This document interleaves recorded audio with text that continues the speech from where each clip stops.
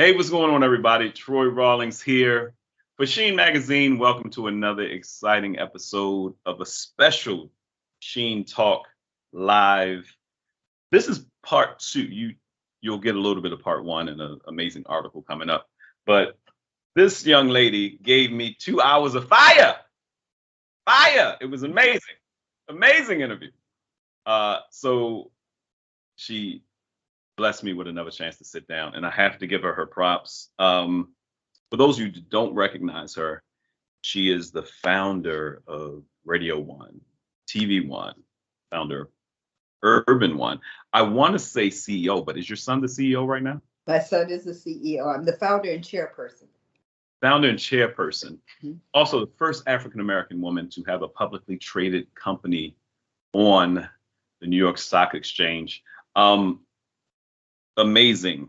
I got to give her, I always give her flowers with props. She said her grandmother said, don't worry about giving her props, give her money. The credit. My mother said it is better if you want to give someone credit to give them cash instead of credit. To give them cash instead of credit. But I have to say this, and I have a streamlined interview. Now, mind you, the streamlined interview is still about 45 minutes. So, but even if I had a whole month, I couldn't get everything in. Your wealth of information. I love the fact that it's Black History Month, and this woman is an amazing pioneer. Whenever you see this, it's going to be amazing. But I have to say this, because of your Quiet Storm format, yes, you kept me making money in high school. All the other DJs were making these mixtapes. I started making slow jam tapes because I would sit by the radio. I was from elementary school. I'd sit by the radio talking on the phone. That's when we had the cords with the phone, and we had to drag the phone wherever it went and lay by the radio and talk and sing. So I started making slow jam tapes, serious scrumping music tapes in high school. Kept me out of a lot of trouble, and it was because of the format that you started. So I'm a Tarantino a little, jump around a little bit, but I want to start off by talking about the Quiet Storm. And you said something very interesting about how it came about and why you made it. Let's talk about that. Without further ado, ladies and gentlemen, this is Miss Cathy Hughes.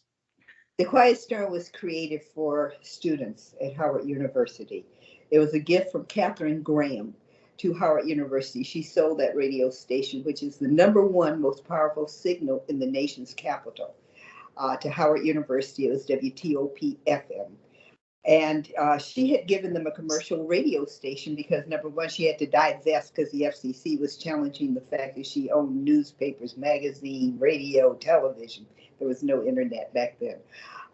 So I created it in hopes that each year the #1 radio major, the senior in the Howard University School of Communications, would be identified, and they would get to host the Quiet Storm for 1 year, that the show would be so powerful that it would not matter. It would be so popular that it would not matter that we would change each year to a different student. So that when that student graduated from the Howard University School of Communications, they would have on their resume a year's experience on a commercial radio station. One of the problems with college radio is it's not a good credential for getting jobs in the real world of media. Right. What do you think? That's a big deal though, because TV is one thing. TV, you can tell if anchor or someone is getting older, and you used to always hear it was hard to break into TV. With radio, the voice is the voice. What do you suggest to people who may still, because now there's going into communications, you have so many platforms, but what's the difference that you see now versus then? Well, the or voice someone wanting to get into radio. The voice may sound the same. I mean, the best example probably is Tony Bennett, who can sing beautifully, but didn't know that was Lady Gaga, and she had been singing with him for hours. And then all of a sudden said, "Oh, it's Lady Gaga." Before he was like, "Who is that?" Okay, to the producers, it was an interesting story, but his voice was great. The same thing in radio. Your voice may, in fact, get a little deeper, get a little stronger, but your voice gets wiser in radio. So its aging process does not change the tonality, does not change the delivery that much. but it changes the wisdom behind it. It's one thing to talk about Bruno Mars. It's Right. another thing to have experienced Bruno Mars before he had a record deal. Okay, and watch the development of Silk Sonic. And so you get wiser as you age in radio. Yes, yes. And it would be impossible to talk to you and not talk about where you're from and the rich history and legacy. But for those who don't know, where are you originally from? Omaha, Nebraska, birthplace of Malcolm X. Malcolm X. Bob Gibson, the greatest baseball pitcher in the history of Major League Baseball. Johnny Rogers, Heisman Trophy winner. In Omaha, we have two things. We have great restaurants. Everybody knows about Omaha Steaks, and athletes. We have great basketball, football. We have great sports in Nebraska because either you go out to dinner or you go to a sporting event. That's about it. If you grow up in Omaha, Nebraska, that hasn't changed much. And you said something key. Well, I want to talk a little bit about, because people have asked you before, how did you decide to go into media, go into radio, to be an entrepreneur like you are? You said you came from a long legacy of entrepreneurs. Absolutely. A long legacy that I had to fulfill. My grandfather started a school in 1909, the Piney Woods Country Life School, that's still in operation today in Piney Woods, Mississippi. My father was a CPA. We had our own Woods accounting service. My maiden name is Woods. My great-great-great-grandmother was Harriet Tubman's second in command with the Underground Railroad. She was born a slave, half a Native American, half African. She and her 11 children, she got to freedom, got as far as Iowa. She was en route to Canada, but got robbed, actually, of her money and ended up in Iowa. But we have documentation now through Ancestry.com that she was second in command to Harriet Tubman, set up Underground Railroad locations, was opening act, if you want to call it opening act, or opening speaker would be more respectful of my great-great-grandmother, for Frederick Douglass. Frederick Douglass stayed, at her home many times. So, and her husband, a freed African, because he had been freed before she and her 11 children, a skilled craftsman. He sold ironwork. He did the ironwork for fireplaces. So we've been in business in my family in one way or another for a very, very long time. Amazing. And you people talk about their hardcore, start from the bottom. And I'm here. You're like, Troy, I started at the top. When you started in radio. Yes. I started at the top as an owner. My first experience with radio was in Omaha, Nebraska, KOWH, which all these athletes that I was talking about, Bob Gibson, Bob Boozer, Johnny Rogers, a group of very highly successful Black athletes decided that we were tired of listening to Conway Twitty and Willie Nelson and the good old boys in Loretta Lynn, because back then it was called country and western, but that's all that was on the radio in Omaha, Nebraska. And so they pooled their resources and bought a radio station and changed it to a Black format, and I was an investor. So when people talk about, my ascension through the ranks of media, I said, well, it was kind of a descension because I started at the top as an owner. And so you say it was kind of a descension, but no, I was being facetious. It definitely was not a descension, but most people work their way up. I worked my way down to being on the air when I couldn't afford, to hire talent. I ended up becoming talent, but I actually started it as an investor. My daddy died, the $10,000 that he had left me, and the insurance, I took and invested in this radio venture. Stupidly, when I moved to Washington, D.C., I asked them to buy me out. They bought me out for the same $10,000 that I had put in. Had I held on, that $10,000 would have been worth at least a couple $100,000. But I wanted that 10,000 that I had invested, a very important lesson that I learned. And it's governed my ability to grow my company and to understand the financial underpinnings and requirements of broadcast ownership.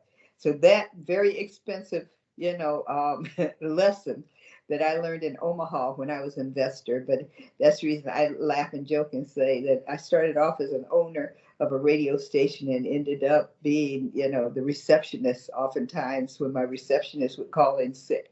Couldn't afford backup, so I had to answer the phone. People would say to me, "Why in the world are you answering your telephone?" I said, because it was ringing. It ringing. It's one of the things I mentioned earlier about your son, Alfred Liggins, being CEO of Radio One, TV One, Urban One. And excuse me, Urban One, can we just clear that up, because there's a lot of confusion on that. There's still a Radio One, there's still TV One. There's Reach Media, the home of Tom Joyner previously, that's now Ricky Smiley. There's One Solution. There's I1 Digital. We are 5 companies. And originally the umbrella was Radio One because it was the first. But right. We started having a difficult time when we went into cable, getting on schedules with buyers at advertising agencies saying, "Well, we thought you were a radio company." We were like, "Well, why do you think we over here pitching the television budget?" But we said, okay. So we did some research and came up with the title of Urban One, which is actually the umbrella. So under Urban One are my 5 companies, but Radio One is definitely still a company that runs all my radio stations, but it reports to Urban One, my corporate headquarters and umbrella. Right. It makes total sense. Most people have umbrellas where everything is. That's correct. That is right. correct. Because we talked before, I got started with I think it was still CBS Radio when I started, and then Clear Channel bought Heaven 600. And I remember Lee Michaels had brought us in there, just, we're going to try it out, Troy. We're going to do something, Praise Cafe. And it became very successful. And I met Jim Dolan. And what you were saying is true. Most people don't know one of the #1 stations that's still in Maryland is 95.1, the country music station. That's right. So I was in the rotunda looking around at all these pictures, and I was like, I don't know these people. And Jim was like, well, the lowest country artist sells 2 million albums. I was like, wow, that's crazy. Thank you. Exactly. And one of my most painful experiences was when I had created The Quiet Storm with this most popular host, Melvin Lindsay, for WHUR, Howard University Radio. And we were,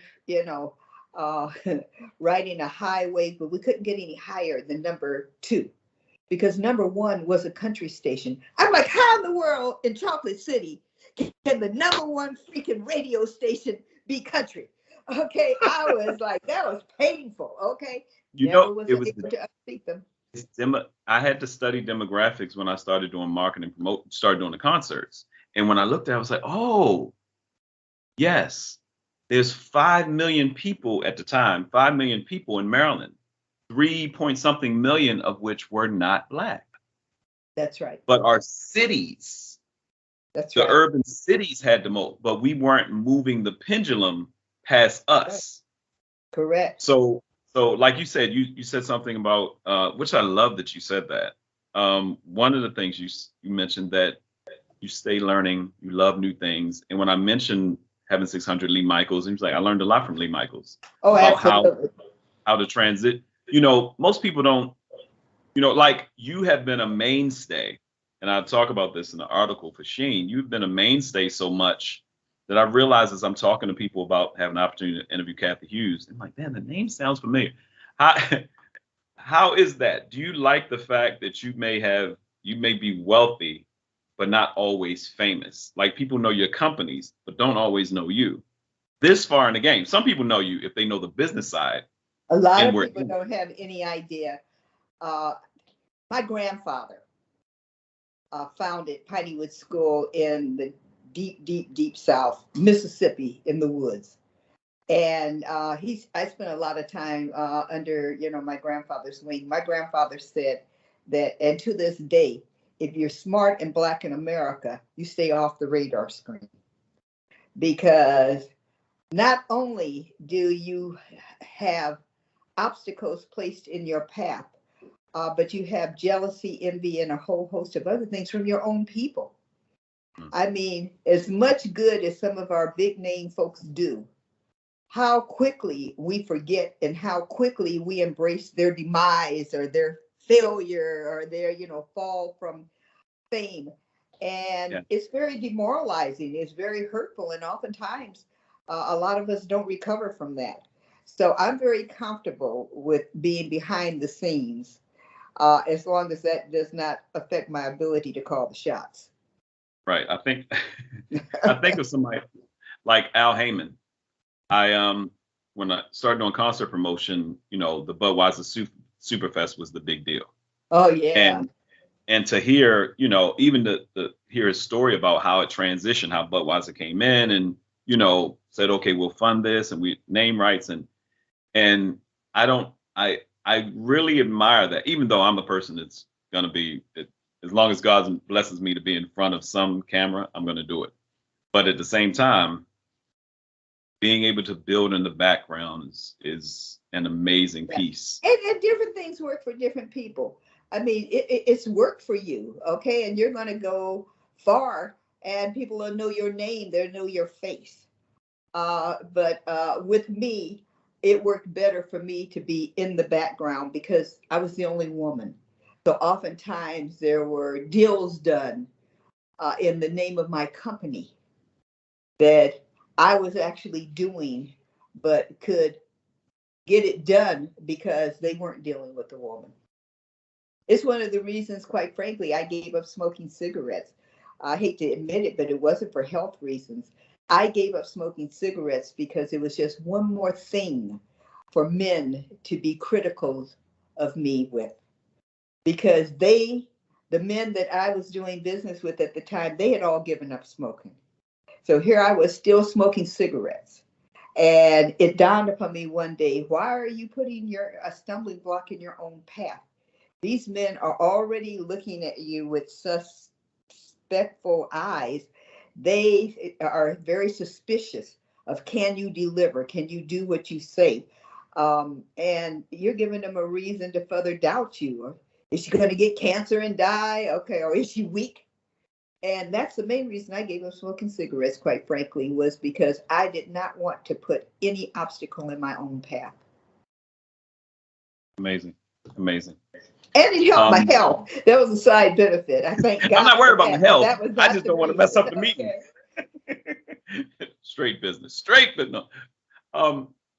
You had your son young, and he got a chance. You mentioned the quote. You said your son said he thought everybody worked in radio.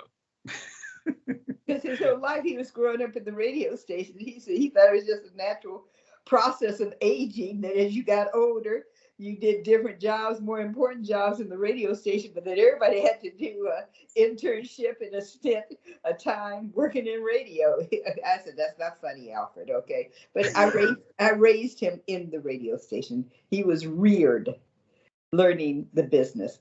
So it was a little easier for him when it was time to transition. One of the things that I think Black people of privilege, an opportunity that we miss, is that we don't require our children to learn that which we do. Mm-hmm. And then oftentimes they're faced with inheriting, and it's not something they're even interested in, or even if they are interested in, even if you're going to sell it, then at least be knowledgeable enough about it to know the fair price that you should be getting for it. Right. And that was a serious blessing. Luckily, I call it the radio bug. You have it. You're a victim of the radio bug. It's a very, very, very devastating bite. Once that bug bites you, okay, no matter how far and wide you grow or go, you always have as your favorite and your base, your foundation, radio. Doesn't matter. You can be a movie star, okay, win an Academy Award. Like, what do you do? Idris Elba is a disc jockey. His favorite thing is radio. Okay, all right. He loves and will never. Okay, it's his favorite thing, will never stop, because that was his very first job in college. Okay, he loves radio. So that radio bug, once it bites you, it's got you for life. And it's funny, luckily, it bit my son. It bit my son. You have all these stars that are going back to learn how to DJ. Oh, just exactly. To be able to, just to be able to. Exactly. It's one of those things where it's a continual. You didn't initially want to go on the air. I didn't have a choice. I went on the air again, just like I keep up cigarettes. Sometimes God says, this is where you got to go for this reason. I was doing a news talk format, and I was very naive, very innocent about the cost. Did not realize it was the most costly of all formats. And my lenders, I wasn't able to service my debt. So my lender said, you got to go back to playing music. I said, I'm providing this community service. I'm doing news talk, the first 24-hour-a-day news talk from a Black perspective. I can't. And they facetiously said to me, well, then you need to do it yourself because you can't afford to hire anybody to do it. News talk is the most expensive radio format because you can't do it alone. You can't answer the phone, schedule the guests, do the research, screen the callers, operate the board, play the commercials, talk, and pay attention to you can't do it all. It takes a team to do news talk radio. And with music, as you well know, being an air personality, being a DJ, I mean, look at DJ Nice, how much money he makes. It's him and a computer. Okay, brother making millions of dollars spinning the turntable. You can do it by yourself if it's music. You cannot do it by yourself if it's information, if it's talk, if it's news. You have to have a team. I never thought about how many people it actually takes to do one piece, and when you're doing it 24 hours or you're trying to run. Exactly. Like I had a chance to go. Michael Williams, the gentleman who started the Comedy Act Theater here in LA years ago, where a lot of comedians, Robin Harris used to host, and a lot of great comedians. He was interviewing. That name, you touched me with that. One of the greatest comedians ever to have lived. Hands down. And a young comedian named Ryan Davis just mentioned him and said he had to get his health in order because people started comparing him to Robin Harris. And he realized Robin Harris died so young because of his health. And, there's room for everybody. But when you think about Robin, the purity of a comedian like that or a voice like that, you were mentioned how your former husband, Dewey, worked with P.D. Green. Mm-hmm.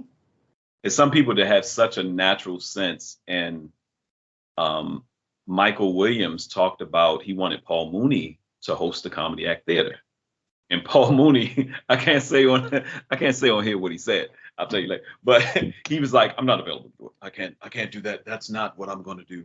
But you need to talk to Robin Harris." And he told him Robin Harris would be perfect. And Michael said when he saw Robin Harris, it was no doubt. He recently asked me to go with him. He said, I'm about to do Tavis Smiley's show at his radio station in in Leimert Park. Come with me. So I'm thinking, oh, you want me to tape something? He had me on the show. That was my first time meeting Tavis and being interviewed by somebody. But it's one of these experiences where you're sitting across being interviewed by a person that you want to interview. Like Tavis, Arsenio, and you guys are the reason that I went and continue to go into media.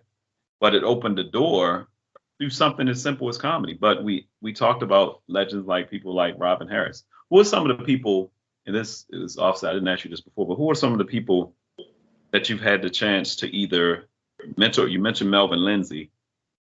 Mentor, bring about, and continue or work with throughout the years who you're pretty impressed with how their career has gone?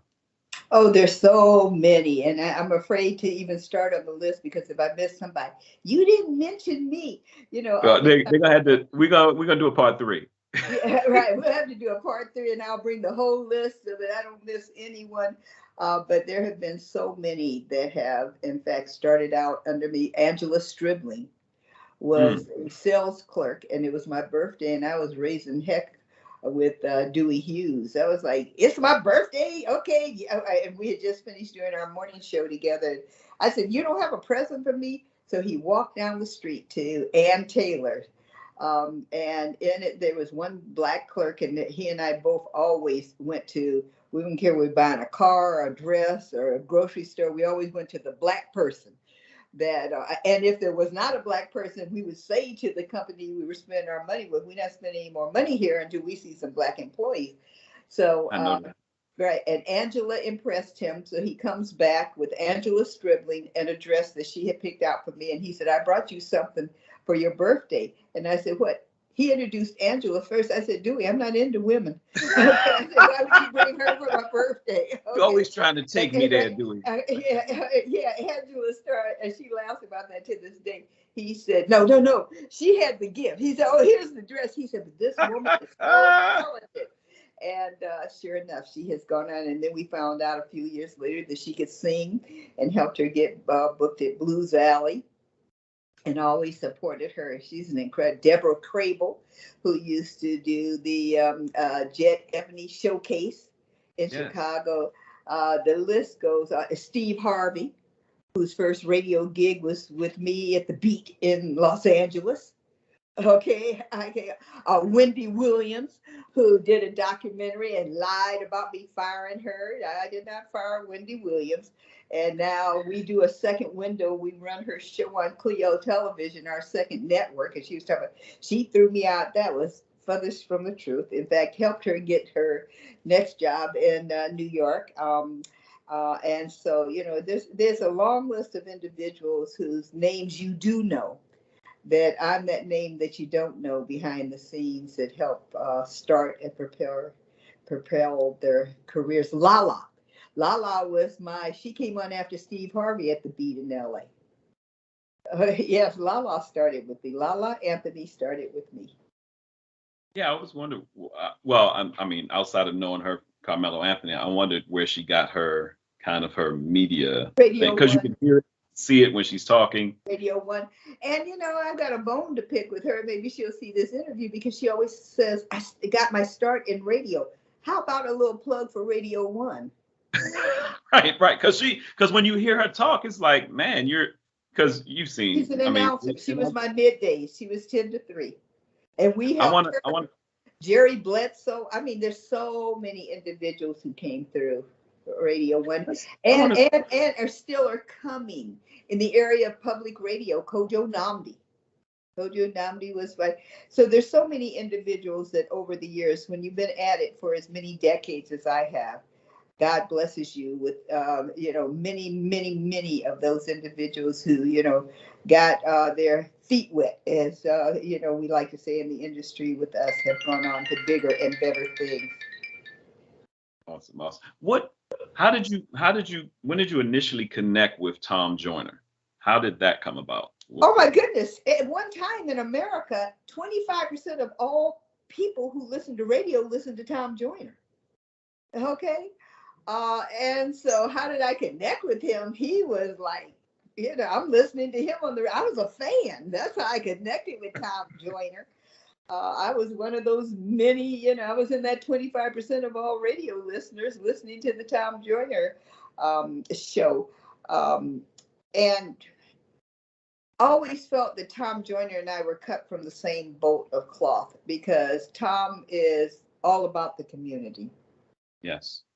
All about the community. And that's what I tried to do during my days of being on the air, be all about the community. Whatever was needed, whatever was desired, whatever was the issue, you were going to bring the Black perspective to it. And it was the ultimate honor when Tom decided to partner with Radio One and bring Reach Media under the umbrella of Radio One. I love it. And we talked a little bit about Lala, and I want you to discuss this again, because it's so important, especially dealing with SHEEN and the audience, and for people to hear it. How important is it for you, for women in media, women in business, to support other women? Very important. Very important. Men do it all of the time. Like I said, I love Lala. I, sing her praises, talk about her all the time. And she always says, I got my start in radio. Why wouldn't you say with Radio One? Why would you not, kick it back to the sisters who are working for me now to inspire them? Because, I mean, there's a sister, Egypt. Egypt now is on HGTV. Right. Egypt was one of my air I personalities remember in 92Q. Baltimore.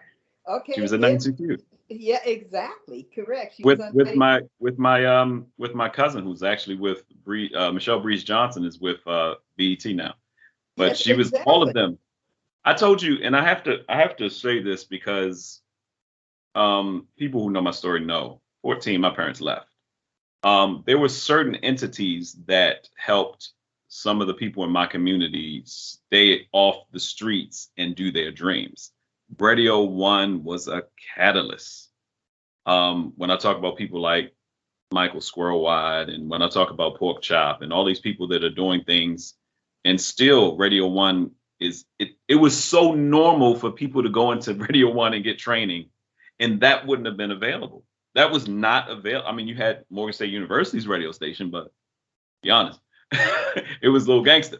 But Radio One, a professional station, a building who was employing people. I have friends that still work. I still have a show that I co-produce on 10:10 a.m. on Saturdays with Eartha Harris and the team. So just you doing that. We talked a little bit about the image of Black women on television and radio that's continuously being television, radio, film, however, it's continuously being perpetuated. A negative image that's being A negative image. What, I guess, where do we begin now? This is helping, but where do we begin now on a larger scale to revamp the I believe it's been a lot of damage done. If you can turn on TV and see a bunch of reality shows, but you can't see sit downs with Cathy Hughes, history about the international sweethearts of rhythm. There's a young lady on here that's doing some things on composers, and I sent on IG that's doing some things on composers. I sent her the information about the international sweethearts of rhythm. Oh, thank you. Just to make sure. Hopefully she does something on it. Thank you. But amazing young lady. But what's an answer? What's something that you'd like? I think you already have the answer. Would you let your daughter do any of these reality radio shows? Hell no. Okay. There's no way to say it. You said that you like the statement where I said that, I've been a lot of places with a lot of Black women. I've never seen any of them throw a drink on each other or snatch a weave out of anyone's head or drag each other out of a room. I've never seen that. And, I have spent a lot of years with Black women in a lot of different circumstances, but never seen that. I think it starts with parenting. I think that you have to instill a confidence and a dignity to our girls, whether it comes from the mother, the father, or both sometimes, hopefully, the grandparents. I mean, I often wonder when I look at some of this reality television, do these women have grandmamas? How do their grandmamas feel about seeing them portray themselves in this? And then we also have to realize that all dollars are not good money. That some dollars are $3 bills. Say it one more time for the people in the cheap seats. All dollars are not good money. Some of them are $3 bills. They're fake. They're to use you and use you up and portray you in less than who you really are. And the images that some of these women, are making what they consider, good money. Like I said, all money is not good just because you have it. But those are images that are going to stay with them forever. Those are images that their daughters are going to see and want to emulate. But it starts, I think, in the home. And if it's not the mom and the daddy, then it's the grandparents or the aunts. I mentioned this before. My favorite commercial is Regina King saying, my grandmama had the softest, smoothest skin I have ever in my life felt. And when I said, Grandma, why is your skin so soft? She said, Vaseline. Okay. That same grandmama, without me ever knowing her, ever meeting her, knows that she would say, Regina, I don't like how you looked in that, okay, that dress. Okay, you need to put some clothes on. Okay. Right, And right, so you don't have Regina King half naked anywhere you see her on television. right, Because that same grandmama who told her about Vaseline told her about dignity and self confidence and carrying yourself with class and style. For some reason, and one of the reasons, quite frankly, is because of the drug pandemic. We have grandmamas now that are 40 years old. Grandmamas used to be the elders. All right. right, But we now have grandmamas that are, at the club competing right, with their right, daughters and their granddaughters. Whereas right, before, the title of grandmother was one of that denoted seriousness. It denoted spirituality. It denoted class and integrity and a value system. right, Well, when the grandmama now, because, she was doing drugs and she had a baby at 13, 14, and then that 13 or 14-year-old got to be 14, 15 and had a baby. That grandmama now, okay, is still in competition with them hanging at the club, okay, clubs, having a good time. So that whole value system that was passed down to the younger women, I mean, I never will forget the hurt, and I didn't mean to hurt her feelings, but I had an assistant at one time many years ago, and we were at the Essence Festival in New Orleans, and she came to my room on her way to an event, and she had on Daisy Dukes, is what they used to call them, but mm-hmm. they didn't cover anything but her pubic area. And I said, "Where are you going?"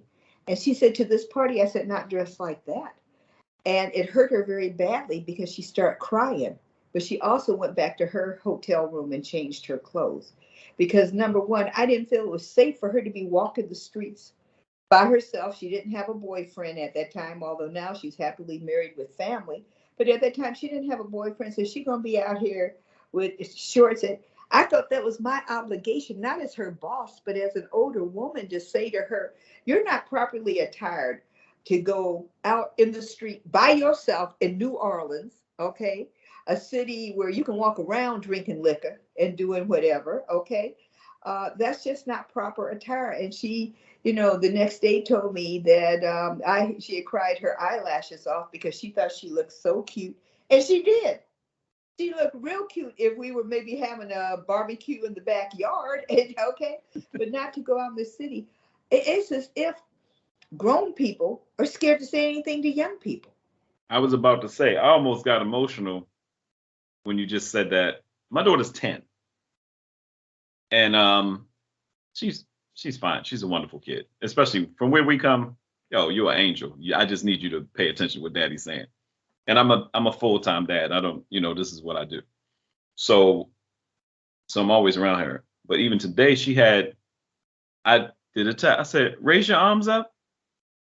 And when she raised her arms up with the shirt she was wearing to school, I could see her stomach. I said, "No, babe, you in elementary school, you gonna go play." And my 10-year-old is starting to. She come from a line of women. So at 10, it's like you ain't got nothing else to put on. So she raised her arms up, and I said, "No, babe, let's go in." And I could tell she had an attitude. I said, "Hey, it's not a midriff, but if you raise your arms and I can see, back we used to have rules. They had rules for women and men. It was like if we can see the crack of your butt Thank or you. Exactly. stomach." Like these hot pants my assistant had on. Okay, I can see the bottom of her cheeks. I'm like, I'm not letting you go out in the street. I was about like to say, that. all this coming to the pubic hairs, his cheeks. She can't And even like tend I to said, it. she cried and I felt bad about But let me making tell her you cry. something about But that cry. exactly. But I bet you that she doesn't let one of her daughters ever walk out in no hot pants with the bottom of her cheeks showing. No matter how cute her little bottom is, okay, okay. I'm saying she had a cute bottom, but not for the streets of New Orleans in the middle of the Essence Festival.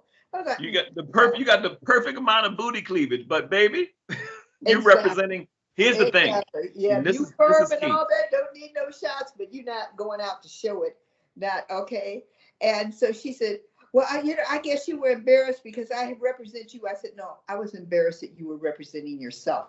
I said, "When you walking down the street, that thug that's going to come up to you, or the woman, okay, that's going to say something to you out the way, they don't know who you work for. I said, Right. I said that because you need to represent yourself. We don't do that. We're afraid now to say something to young people.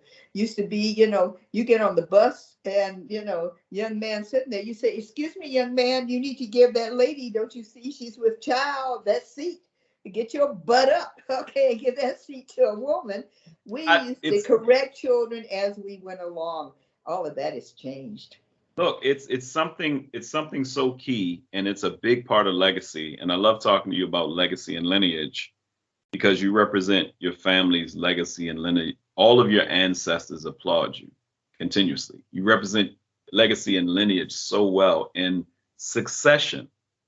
What you've done for your son, what you're going to do with his family, anything beyond you. And I love you mentioned about when your son, I think, got his MBA, he turned to you and told you why he got it. And you mentioned he said he planned on taking the company public. And I said, no, stop. We are mom and son, used to be a mom and pop, but he wanted to take it public and he didn't want to disappoint me. He wanted to outdo me.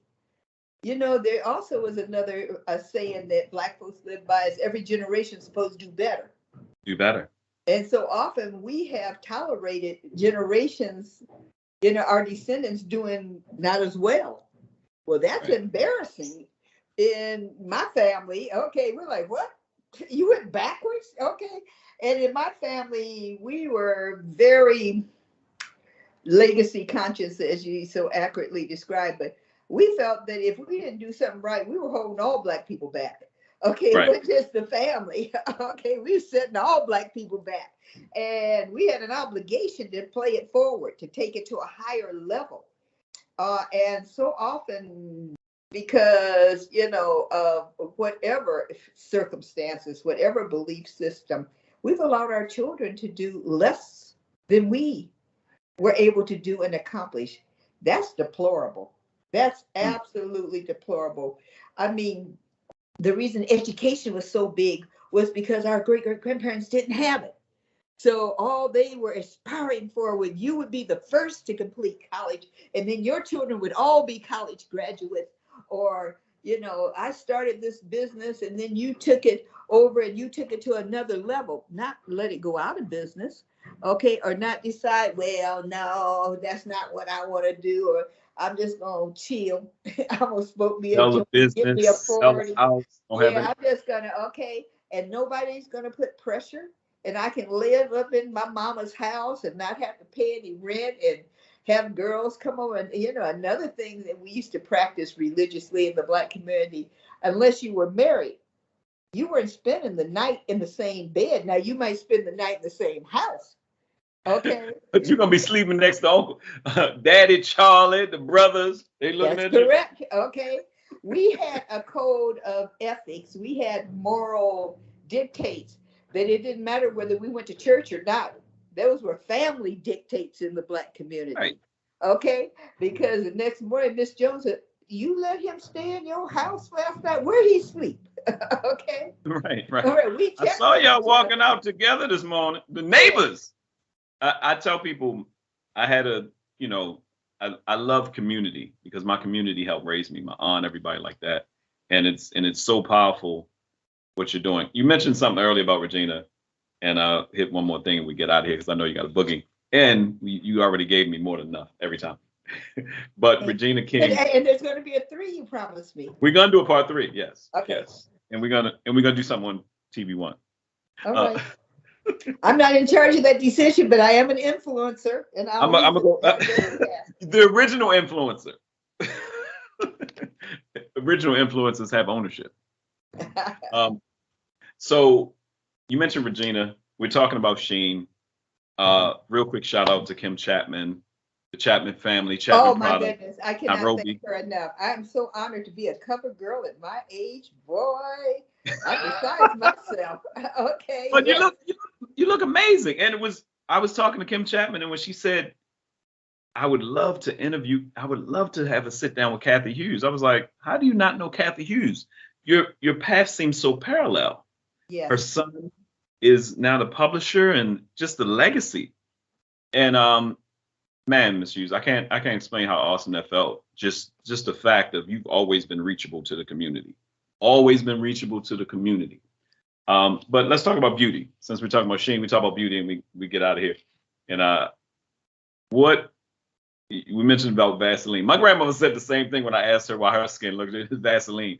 But you have a regimen that people need to know about. What is your regimen? How do you keep your My beauty? regimen is to use the same moisturizer for decades, not for years or months. I don't experiment with a lot of different things. I try to use the same. Now I do with my body, but on my face, I use one moisturizer. My granddaddy used to not believe in Vaseline because a lot of people don't realize that Vaseline is a petroleum product. Right. Okay. But I use the same moisturizer. And you have to moisturize internally as well as externally.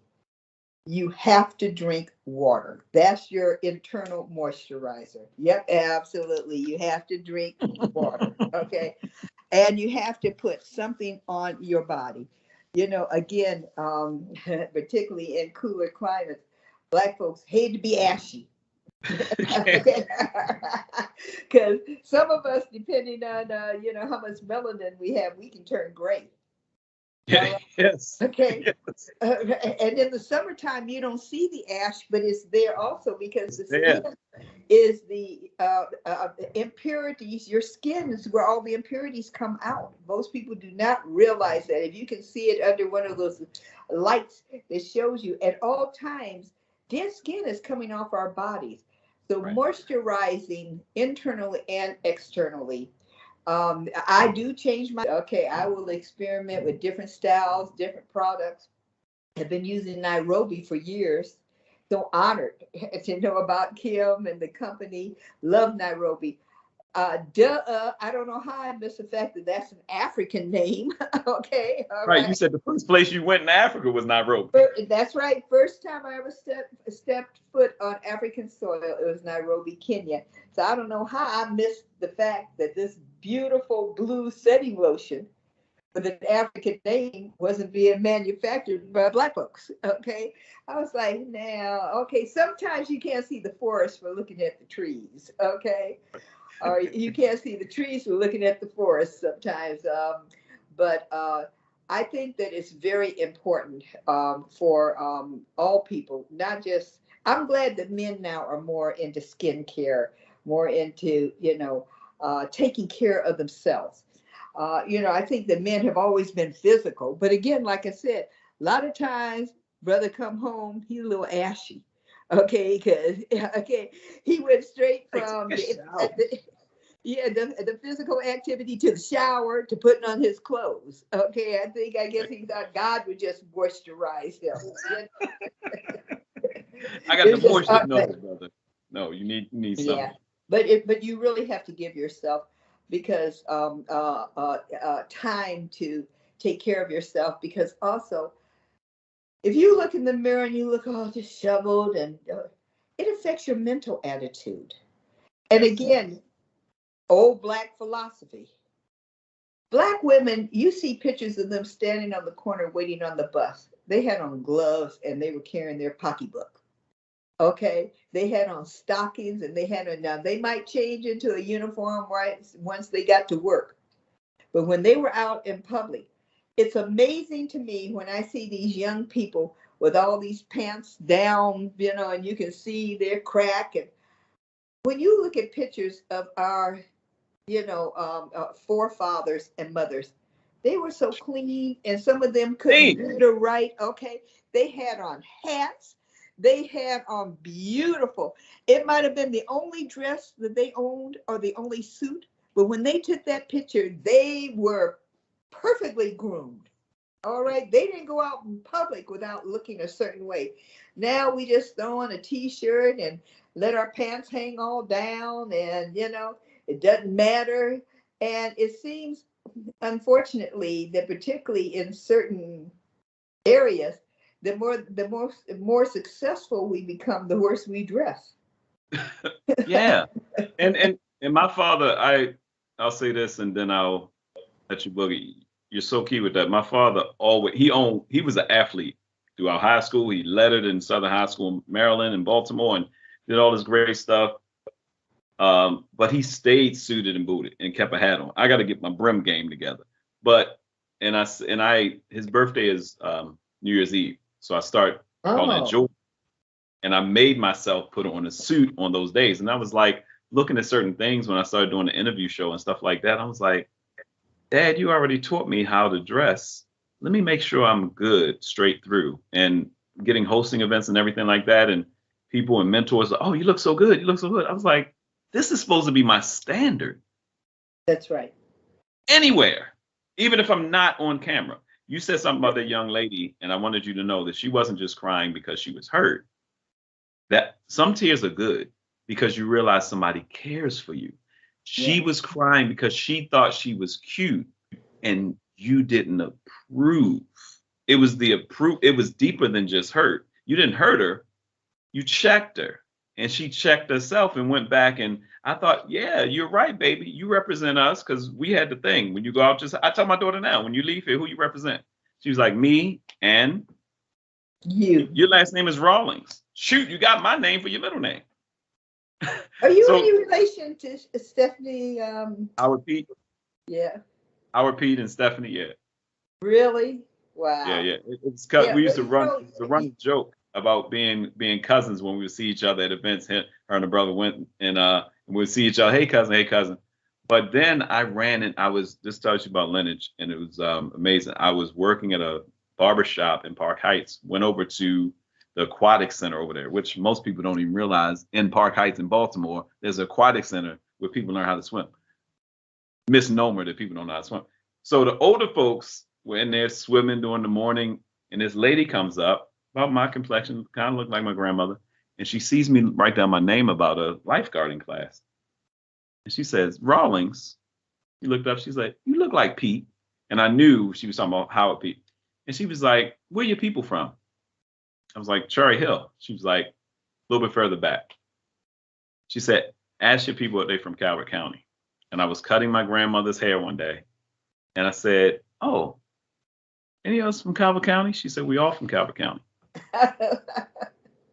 And when I did I got to go on Astress, but I did some stuff and I realized somebody dipped. Somebody dipped. And I was like, oh. Yeah, so yes. So I want to go back to your question, how do we correct it?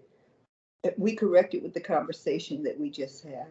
We remind each other that we need to instill a set of values. We need to go back to having a moral code of ethics. We need to return to the day, particularly now that we can afford it. Those Black folks, when you go to the Smithsonian African American Museum of History and Culture, some of those pictures are from the 1700s, and them Black folks are clean. Okay. Clean. Right. Okay. They might have had hard times. They might not have been smiling. Even the babies wasn't smiling. Right. But so the now clothes. that we can afford, okay, to look a certain way, why would we not want to be like peacocks and be proud and strut our stuff instead of leaving nothing to the imagination? What more can we say? Ms. Hughes, before you get out of here, any blessings you want to give to the folks, SHEEN, readers, viewers, Oh my anybody? goodness. As I said earlier, I cannot tell you how elated I am to be gracing the cover of SHEEN magazine. I know that you're probably going to run this on your site. You're going to put this on social media. It'll be everywhere. It's going to be everywhere if I have. Okay, and so we need to give them information on where they can get a copy of the magazine. Yes, on your new SHEEN magazine is in print. It's still in print. That's something people were asking me about. Not only on the website do you have SHEENmagazine.com, but at your local, at some of the higher end, the nice newsstands where you would get it. That's where I got my latest SHEEN magazine that I picked up personally here in Los Angeles was actually in Launchmount area. It's a beautiful like a stand, magazine stand. It's still in some of the classic neighborhoods. That's So there, famous. Yeah, that's famous. They yeah. carry a lot of Black publications at that. Yes, absolutely. And I'm very it was so familiar with beautiful. that. Yep. So, just, Kim, keep on keeping on, girl. I'm so glad that God decided to let our paths cross. Uh, as Troy said, our lives are so parallel. My son now runs my company, yours running the magazine. Uh, the ancestors would be proud that we saw to it that our generation did better than our previous generation, and our generation going forward also upped the game for us. And I'm just so thankful for that. And thank you, Troy, for Green and doing part 2. And I look forward to part 3 of our interview series. And 4.